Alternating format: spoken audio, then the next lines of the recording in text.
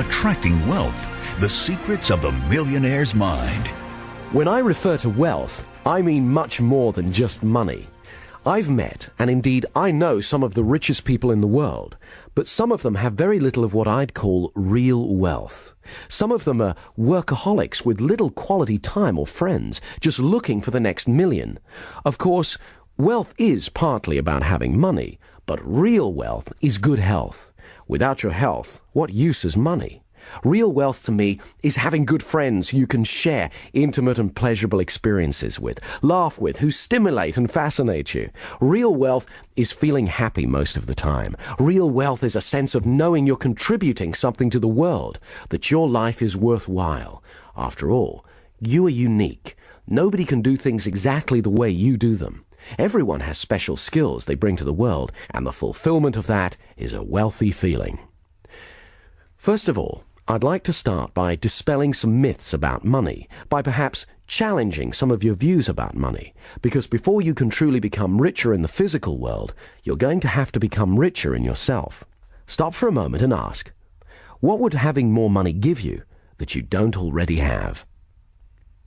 Whenever I ask this question, most people have ideas come to mind like freedom, security, or power. The good news is, these are states, and it's easy to create them. But wealth is relative. When some people become millionaires, 100 million then seems like a lot, and 1 million doesn't.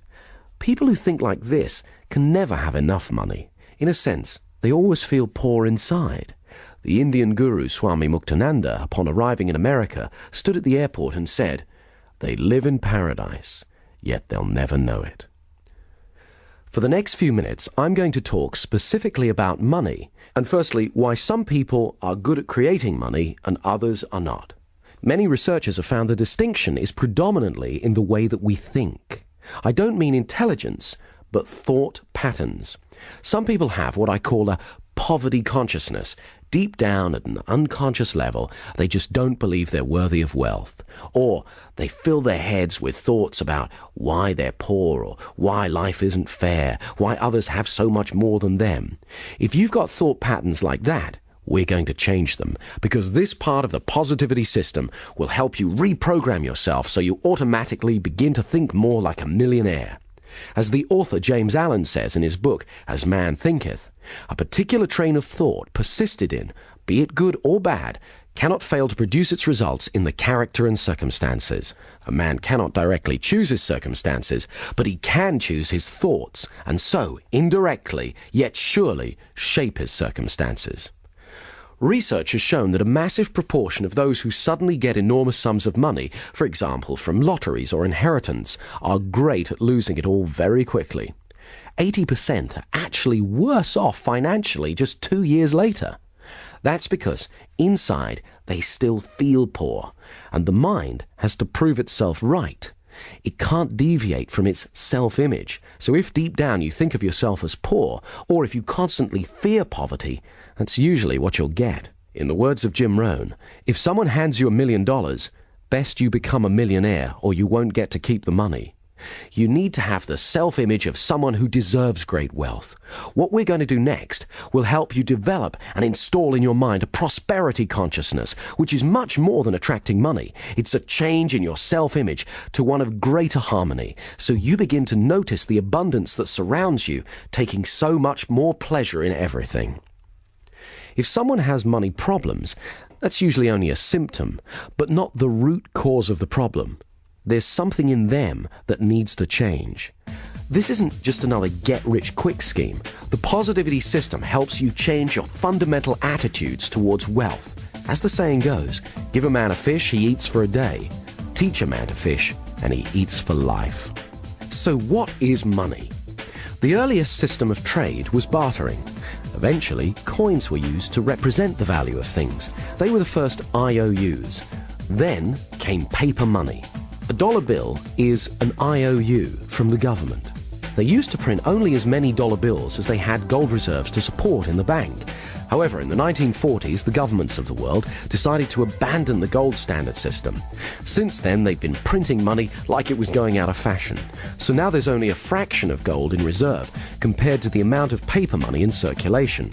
Even paper money is being replaced by plastic credit cards and numbers in computers. So money is essentially a symbol. Quite simply, money is a form of confidence. Say, for example, you and I are sitting here and we have $1 bill between us, and we pass it back and forth. If we do it really quickly, in a week we could spend $1 million. Money is the oil in the machine of the economy of a nation. It allows the flow of goods and services. Another way of looking at money is as packaged experience. Your efforts and work is translated into money, then it's translated back into a vacation or an automobile or whatever. However, some people view money as a commodity, wishing to acquire money for money's sake. These people often fear not having enough money, so they hoard as much as they can. This slows down the economy of a country, just as it's harder for an engine to work without enough oil. Also, these days, there are plenty of people who use money to project power, success, and happiness. However, money itself is not a source of happiness. Happiness is a neurochemical event. It's a state that you generate within you. History's littered with people who found that money alone wasn't enough. Elvis Presley, Howard Hughes, Marilyn Monroe, Christine Onassis, and the Gettys are all prime examples. The musician Ry Cooder said, "All the money in the world is spent on feeling good." But you already know that good feelings are just states of mind and body.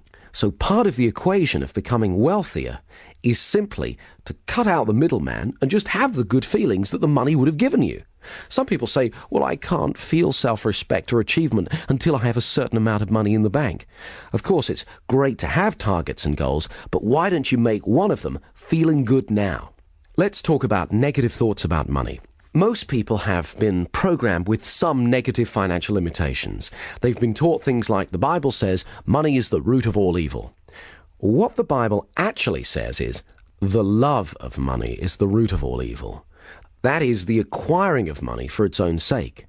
Or they've been told that there's only a finite amount of wealth and that the more you have, the less there is for others. Again, this is more garbage. It's actually common in our culture to hear terms such as filthy rich or fat cat, which are indicative of an unconscious mistrust of money. Our unconscious beliefs about money affect how much we're able to create. If, say, you believe money is bad in some way, you'll unconsciously sabotage your attempts to create more money in your life. For example, some artists believe that they cannot have commercial success because that compromises their artistic integrity. Other people believe that you can't be a good person unless you're always helping others, even if it's to your own detriment. But as Abraham Lincoln said, you can't help the poor by being one of them. Some people stay poor because it's safe, it's what they know, but it's not what they're truly capable of. Quite simply, the outside world is a manifestation of our inner world. As you use the positivity system, you're going to let go of any old limited ideas you've had about money and program your mind to become more prosperous. Limited ideas about money are historically derived. During the Middle Ages, the feudal system gave wealth to a privileged few, whilst the masses were tricked into believing that poverty was their salvation. This hierarchical system of power assumes that there's only a finite amount of wealth to go round, implying a scarcity of wealth. That is like some of the corporations of today, where power is top-heavy and everyone competes for their position. In some cases, poverty was glamorized, and for many years it was actually considered a Christian virtue. Some people who grew up in the last century during the Depression, or experienced rationing of food and essentials during the Second World War, have unconscious beliefs that there just won't be enough to go round, and many of them have inadvertently passed them on to their children. One of the extremely negative attitudes about money is holding resentment towards someone else's wealth. That comes from a place of very low self-esteem, and it keeps those people stuck. It's better to wish the best for others. When it comes to money, nearly all the self-help and metaphysical books refer to something called the law of attraction. The law of attraction is a useful metaphor for synchronicity, which can be described as the appearance of meaningful coincidences or incidences of chance. For example, have you ever thought about someone, the phone rings, and it's them? Now, is that telepathy, some kind of magnetic attraction, or just coincidence? Have you ever thought about, say, getting a particular car? Then suddenly you see that type of car everywhere. Maybe you're just noticing how many of those cars were there already. Wouldn't it be good to attune your mind to notice how many opportunities there are to become wealthier? Some people believe the mind is like a magnet, that what we hold uppermost in our attention, we attract to us. In other words, we always get more of what we focus on. In music, there's something called the principle of sympathetic resonance. If you have two pianos in the same room and you hit a C note on one piano, you'll find that the C string on the other piano will start vibrating in resonance at the same rate. In the same way, you're always attracting people and circumstances that resonate with your predominant thoughts. Whether you choose to believe in the law of attraction or not, it's interesting to note that many highly successful people do. Those who focus on the positive in life and attract it to them are called lucky. I personally believe we create our own luck. That is what's meant when it says in the Bible, "A man is what he thinks about all day long." Your thoughts are an energy that are powerful and creative. I've found that most wealthy and successful people tend to employ the same simple habits and beliefs about prosperity. However, the same rule of habits and beliefs applies to poverty as well. I believe that many people help to keep themselves poor through the beliefs and habits they have towards money. They use the evidence that their lack of money has made them poor, whereas sometimes their poor behaviors in relation to money is what keeps them from experiencing abundance. They've affirmed over and over again, often unconsciously, that they're poor, so it's become a self-fulfilling prophecy, a poverty consciousness. What the positivity system does is helps you to change that. I'd like to share with you some techniques that I've used myself that have helped me dramatically increase my personal wealth. I've taught them to others, they've also increased their wealth, and now I'd like to share them with you. One of the first things that made a major difference for me was consciously deciding to do things differently. Years ago, I definitely had a poverty consciousness, worrying constantly about being poor or how not to be poor. So guess what? My attention was, yes, on poverty. For example, when a bill would come through the mail, I'd open it, I'd worry about how I was going to pay it, I'd feel poor inside. Obviously, it's important to be financially organized and consider how best to pay bills. However, I was also affirming to my unconscious mind a poverty belief. If you're going to be wealthy, it's just as important to prepare for wealth by feeling rich inside. So what I started to do when I opened a bill was vividly imagine I had thousands in the bank. You can imagine how good that feels. I was sending a new message to my unconscious. Some people try saying affirmations like, "I am truly wealthy." But if deep down you don't believe that, it's next to useless. You have to create a feeling of wealth by vividly imagining yourself as wealthy over and over again. Next, I needed to change my self-image around money. I had a scruffy little checkbook, one that reflected my scruffy little finances at the time. So I changed banks and got a clean new one to help me start to feel different. The mind is sensitive, so it's important to signal to yourself that positive changes are happening. Then the real fun began. I needed to get a strong sense of what greater wealth would be like. So I got an old bank statement, cut it up, removing the bits that said overdrawn, and began to rearrange the figures and glued it back together, showing that I had thousands in credit. As soon as I'd finished, I burst out laughing. Actually holding it in my hands, it began to feel more real. Within a few months, the imaginary amount had become a reality.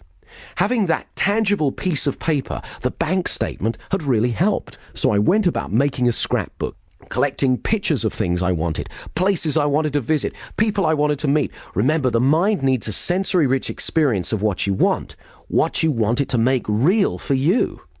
It's important to have big dreams so you can grow into them. For example, a few years ago, I went into a Mercedes showroom, sat in a car to get comfortable, smelled the leather, went for a test drive, imagined vividly it was my own, took away a brochure and added it to my scrapbook.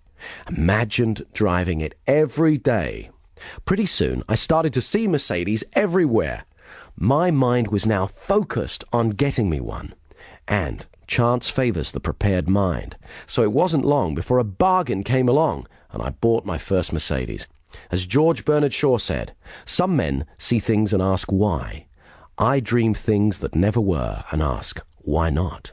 A friend of mine got really into this type of creative visualization. He'd been practicing on visualizing parking spaces. Amazingly, it seemed to work. So he decided to go for bigger things. He'd never traveled abroad, and he really wanted to, but he didn't have the finances. So he collected together a bunch of travel brochures, cut out the pictures of all the places he wanted to go, and stuck them in his scrapbook. This is the funny part. He packed his suitcase every Sunday for a month and went to the airport. He even stood in line. He'd then come home and watch a video of a program about travelling on Concorde and look through his scrapbook at all the places he wanted to go. He really gave himself, his unconscious mind, that experience of travelling to and enjoying exotic locations. He focused on it for a month non-stop because he believed you always get more of what you focus on. Suddenly, he was called into his boss's office and asked if he would become their international correspondent. His boss explained it would mean travelling all over the world. He could hardly believe it. Most amazingly of all, when he arrived in a small village in Switzerland, he began to get a feeling of déjà vu. It was only when he got back to England and checked in his scrapbook that he found it was the exact same village that he'd been visualizing.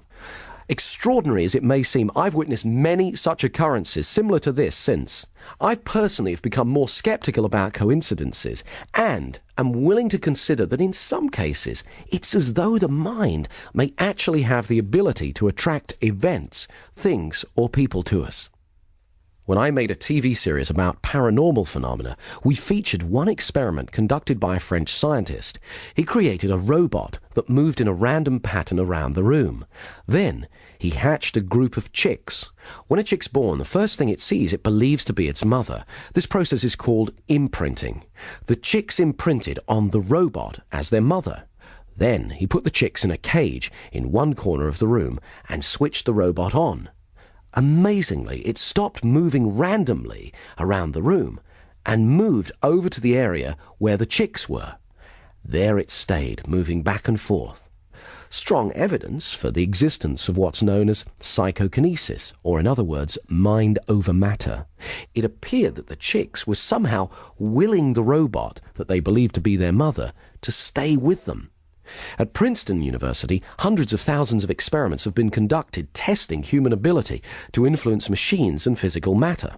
When I made my TV program about paranormal phenomena, I interviewed Dr. Michael Ibbison from Princeton University, who'd been conducting a number of experiments which strongly point to the existence of psychokinesis.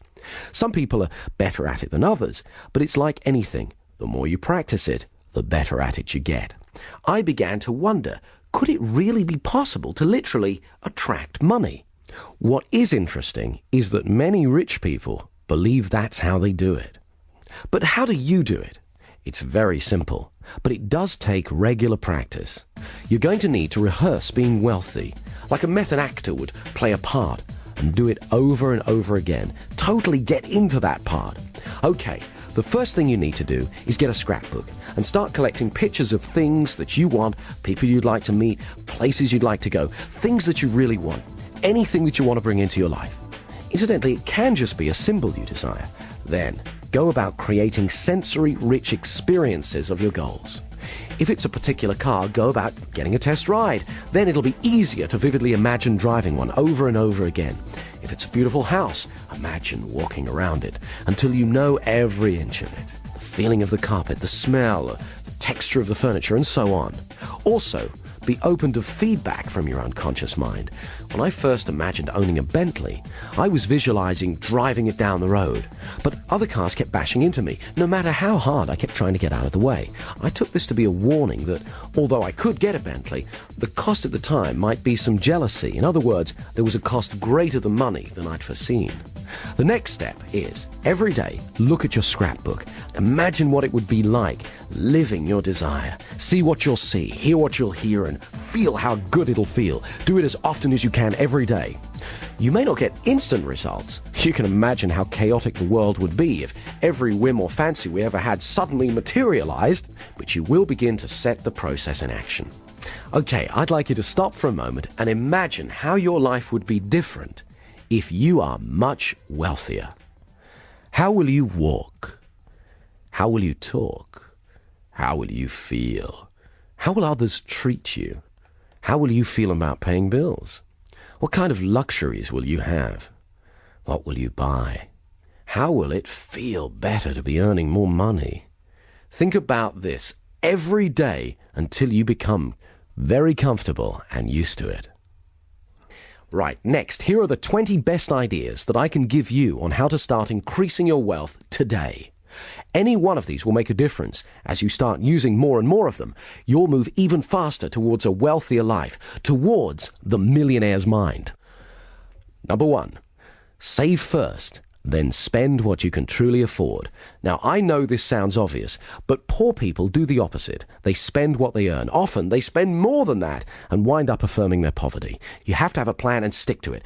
Come up with a plan to clear any outstanding debts and take steps towards reducing your debt month by month. As soon as possible, stop keeping your head above water and start laying the foundations of wealth. Some people find it helpful to write down everything they spend money on. Somehow, having it right there in front of them makes it much clearer. 2, study wealthy people. Find out what it is that they're doing and you aren't. Understand how they think and behave towards money and wealth. Do the technique we did where you choose a role model. Ask yourself, what did they do that I don't do yet? Read books and listen to audio programs on wealth. There's plenty of superb sources of wisdom on the bookshelves. 3, ask for help.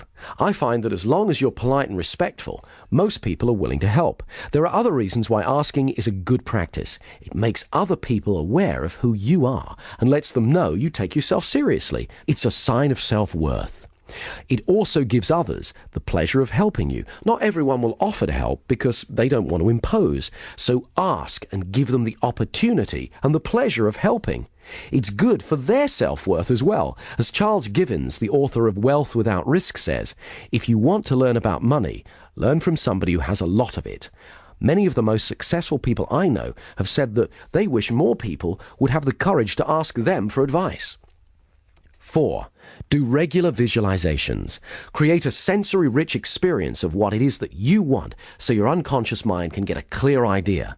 Also, walk around for an hour each day, imagining you have everything you want. Walk into a restaurant as though you are a multimillionaire or a famous rock star or whatever it is that turns you on. Do it like a method actor would, totally get into the part, because it conditions your mind to get used to success, and it's a lot of fun. 5, make a joy list. Think of everything you love doing. Then, regularly treat yourself. Let yourself know that you really care about yourself. How do you expect other people to treat you if you don't occasionally treat yourself? 6, continually stretch yourself. Dare to dream and think big. Push the limits.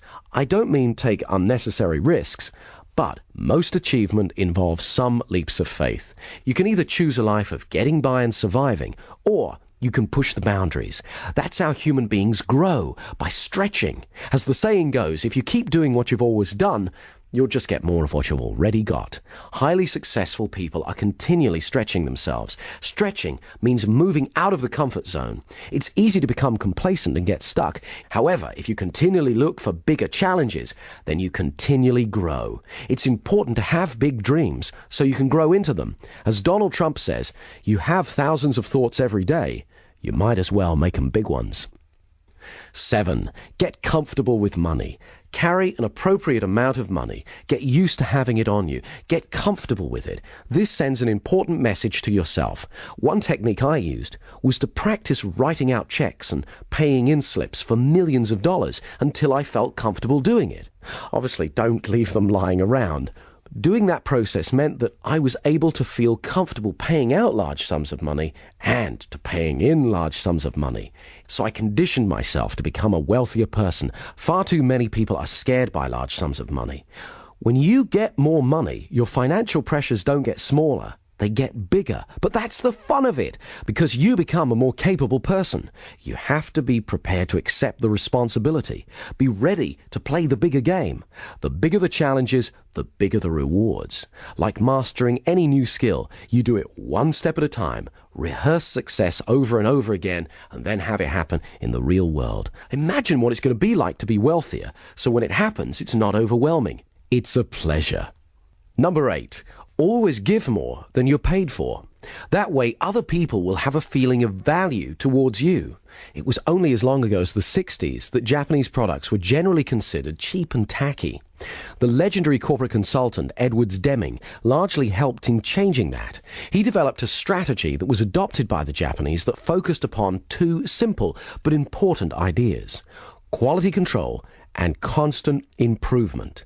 Nowadays, Japan is a nation of industrial might. By changing their beliefs about what was important, they became wealthy and powerful. It's easy. Just ask yourself, how can I do it better next time? Constantly look for ways to improve. Number 9, an attitude of gratitude. Now, I know it sounds like a cliche, but it really works. An attitude of gratitude is the exact opposite of a poverty consciousness. When you start to regularly think of all the good things you have, of how fortunate you are, that sends a strong message of abundance to your unconscious mind and creates a flow of prosperity. One of the single most important things you can do is make a practice every night before you go to sleep of thinking through all the good things in your life, your health, your friends, your opportunities, where you live in the world, and so on, and say thank you to God, to life, the universe, whatever it is that you feel most comfortable doing. A friend of mine has a great saying along these lines: today's gratitude buys you tomorrow's happiness. Of course, this also applies to people. Others love genuine gratitude, and it encourages them to help you again and again in the future. Number 10, stop seeing poverty as a problem and treat it as a challenge. Most wealthy people have to overcome it at some time in their lives. You don't have to make millions overnight. Just start making a bit more and more each day. Number 11, watch out for those old patterns of affirming poverty. For example, don't steal paper clips from the office. Anyone who's truly wealthy wouldn't need to.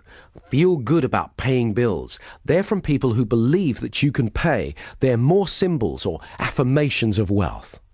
Number 12, stop wasting time on unimportant things. Figure out what's most important to you and prioritize your life accordingly.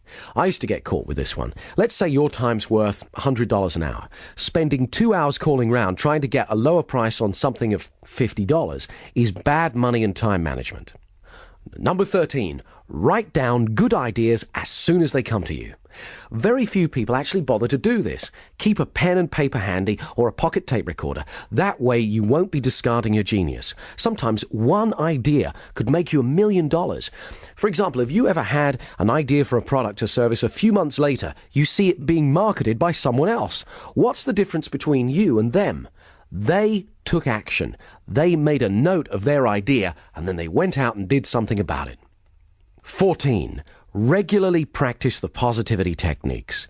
For most people, opportunities to become wealthier present themselves every day without being leapt upon or even noticed. By practicing the techniques again and again, you're conditioning yourself to focus on wealth. Financial success is simply a matter of holding certain beliefs and religiously practicing certain actions consistently.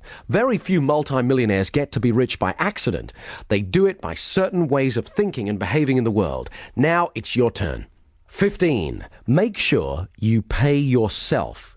Now, this may sound obvious, but you'd be surprised how many people pay everyone else and don't get around to paying themselves. They fear there won't be enough to go round, and by leaving themselves to last, there isn't. In fact, you could even go one step further and pay yourself first. Every month, write yourself a check. That way you'll unconsciously adjust your spending and make different choices so that there's some money left for you. 16. Know your weaknesses. Everybody knows what they're good at, but not everyone's good at admitting their limitations. A friend of mine's father suffered from this. He was a highly creative man, but not a skilled businessman. He made a lot of money from his creative work and lost nearly all of it through bad business deals. He loved the business he was in, but overstretched himself, thinking he could do everything. As my friend said on the matter a few years later, just because you like food doesn't mean you should be running a restaurant. There's some things I'm not good at, so I can either spend time and effort mastering them or hire someone else to do them. Number 17. Get in touch with your passion every day. I remember years ago when I first got interested in hypnosis, one of the old stage performers I was learning from was a salesman. He couldn't go for long without selling something to someone. We'd be out and he'd strike up a conversation with a person on another table. He'd find out their needs and offer to sell them what it was that they wanted. Often he didn't even have it. He'd then have to go and acquire it himself. He loved the thrill of persuading someone else. One day he knocked on my door and asked me to drive him home. I inquired where his Rolls-Royce was. He explained that earlier he'd been in the bank, he got carried away and sold it to someone. When I asked him what he thought his secret was, he said, excitement and passion are contagious. When you get truly passionate about what you want to do, others will find themselves drawn to you. If you want to know more about this kind of thinking, I recommend you read Do What You Love, The Money Will Follow by Marsha Sunita. 18. Take the fear out of making money. This is a concept running throughout Dr. Richard Carlson's book, Don't Worry, Make Money. He's got some very empowering ideas. For example, stock away a large pile of money, if you can, a year of living expenses. It may involve some self-discipline, but it'll give you a massive psychological safety net. He tells a story of two men who were both offered the same job with a startup computer company in the 70s. The offer was for very low pay, but with a large piece of stock. The man who was living paycheck to paycheck thought it was too risky and passed. The one who'd put away some savings took the offer, and needless to say, within a few years he'd amassed a huge fortune. The moral of the story is that in most cases, creating abundance usually involves some risk. As the saying goes, risk is the currency of the gods. Richard Carlson also uses another example of how taking the fear out of money helps when he says, be prepared to walk away from a negotiation. You can usually go back. When you're not attached to an outcome, you're more powerful. Other people unconsciously pick this up from you. He uses an example where, say you find a house you love, the asking price is $100,000. You know it's not worth any more than $90,000. If you're willing to walk away and not to worry about it, more often than not, the seller will come back to you, because most other people are worriers. He won't want to turn down a certain thing, your offer, for an uncertain thing. He'll probably make you a counter-offer, but when he senses you're not a worrier and happy to walk away, it'll be far lower than if he sensed you had fear. Number 19. Charge what you're truly worth. There's an old story about the king's steamship. When it broke down, every engineer in the land was summoned to try and fix it, but all of them failed. Then, one little old man said that he could do it, but he wanted $300. The king agreed, and the little man took out a tiny screwdriver, turned one screw, and the steam engine began working perfectly. $300, please, said the little old man. The king, looking rather dismayed, exclaimed, $300 for turning one screw? No, replied the little man. $1 for turning the screw, $299 for knowing which screw to turn. Some people are frightened to charge what they're really worth because they fear they won't be in demand. But this strategy can keep you falsely overworked rather than giving you more money for doing less and having more time to concentrate on other ways to create abundance. Remember to reevaluate from time to time your real worth. And finally, number 20, keep going. Every successful person at some stage has to go through the frustration barrier. Colonel Sanders, who started Kentucky Fried Chicken, is a famous example. When he reached retirement age, he looked at his Social Security check and thought, I need to make some more money. So he sat down and thought through what his resources were, and he remembered that everyone loved his chicken recipe. So he went to a local restaurant and explained that he had a great recipe. He didn't want to sell it to them. All he wanted was a royalty each time they used it. Of course, they weren't interested. So he went to another one, and another one, and another one, and another one. 1,009 rejections later, he got his first acceptance. I've seen far too many people fail just because they didn't hang in there. Very few people get successful without effort and persistence. Finally, I want you to remember that true wealth is not measured by money alone. Start today. Take stock of your true wealth. Create a plan and start moving towards it. Make the changes that you need to make. After you've begun to enjoy more of the success that you desire, you'll look back and be thankful that you did. Positivity. Positive software for your mind.